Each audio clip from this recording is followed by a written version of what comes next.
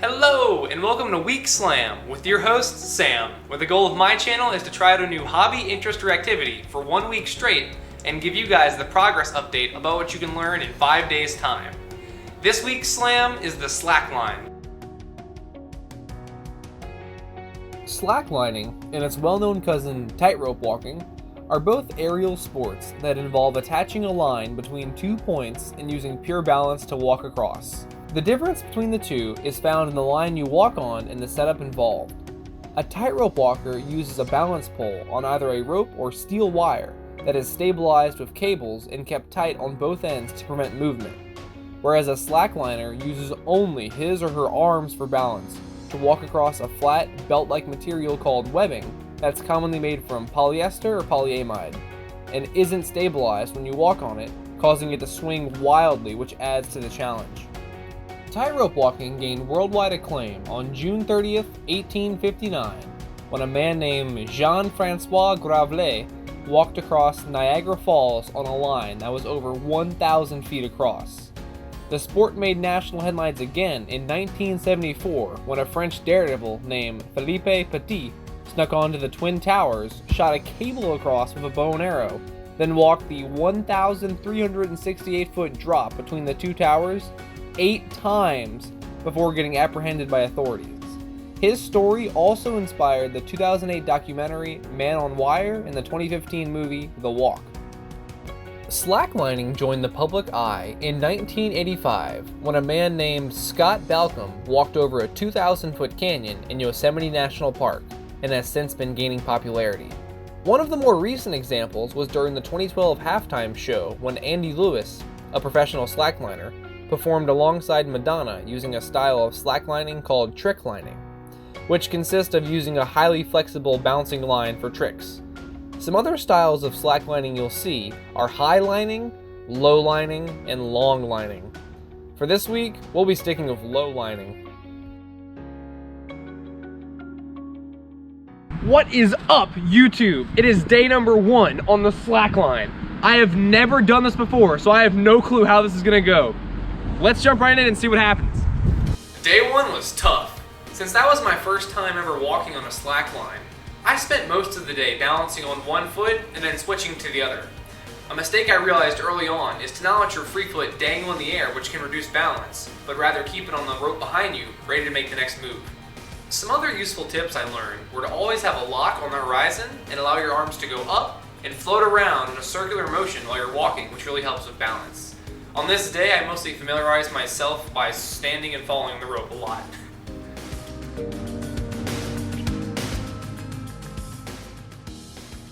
We are back on day number 2 of the tightrope.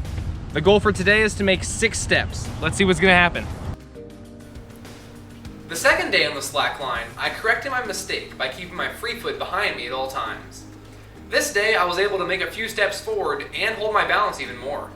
Towards the middle of the hour, I even tried walking barefoot, which surprisingly helped with balance. A little later in the day, a few curious people even tried out the line as well. This was also the day I tried to make the line as tight as possible, which could really help with balance in the beginning.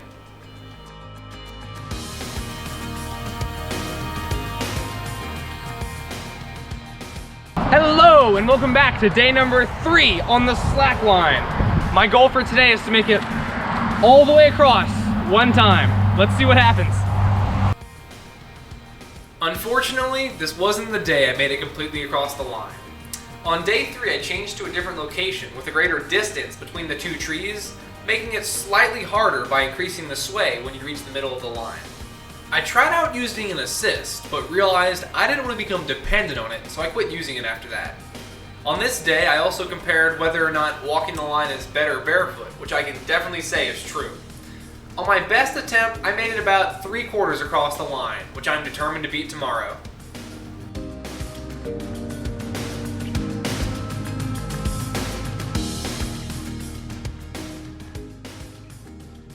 It is day number 4 on the slackline. I have a great feeling about today. Let's jump right in. After a grueling hour on the slackline, I was able to successfully make it across. This was the day I figured out how to start catching myself when I'd lose balance and recover, that way I didn't have to jump off the line. On day 4, I began implementing the 3 steering wheel technique, in addition to learning how to step properly with my free foot so I wouldn't fall off the line. Today, we even had some passerbys try out the line.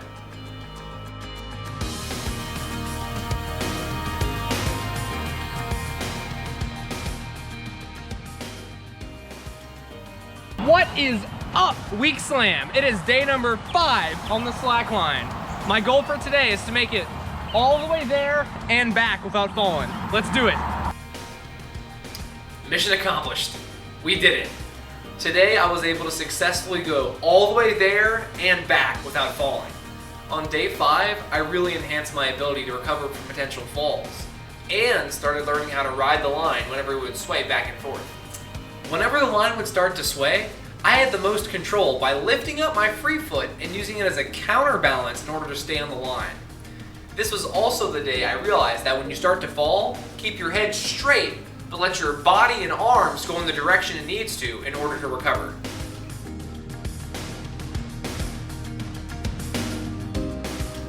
And that is it for our week on the slackline. Even though I was able to get it at the end of the week, I'd rate the overall difficulty 4 out of 5 stars, with the biggest challenge being able to catch yourself as you start to fall and not immediately jump off. A few of the most important things to keep in mind whenever you're slacklining is to always have a straight back, bend your knees, and keep a lock on the horizon. Another useful tip I learned is you actually have 3 steering mechanisms while walking on the line. The first being your arms, followed by your hips, then your ankles. What you would do to steer is simply adjust each of these 3 points to try and maintain balance. Another useful thing I realized is that if you're going to be slacklining barefoot in a park or grassy area, bring a little towel or rug so it doesn't get dirt all over your line. If you're interested in trying out the slackline, I bought my 60-foot Trailblaze line on Amazon for around 40 bucks, and I've seen some other models going all the way up to around 100. The only issue I had of Trailblaze is that the tree guard tore in one spot and the actual webbing started fraying on certain parts of the line after only a week's use. Of course, before you buy, check out the reviews. Alright guys, that is it for episode 2 of Week Slam with your host, Sam. Don't forget to leave a comment below on what activity you want to see me try next. And if you enjoyed this episode, be sure to subscribe and share the video to help the channel grow. Thanks for watching and see you next week. But before you go, we have a very special viewer-inspired surprise. Introducing the Wheel of Slams. This wheel is completely filled with viewer suggestions, and we'll be spinning it to find out next week's activity. Here we go.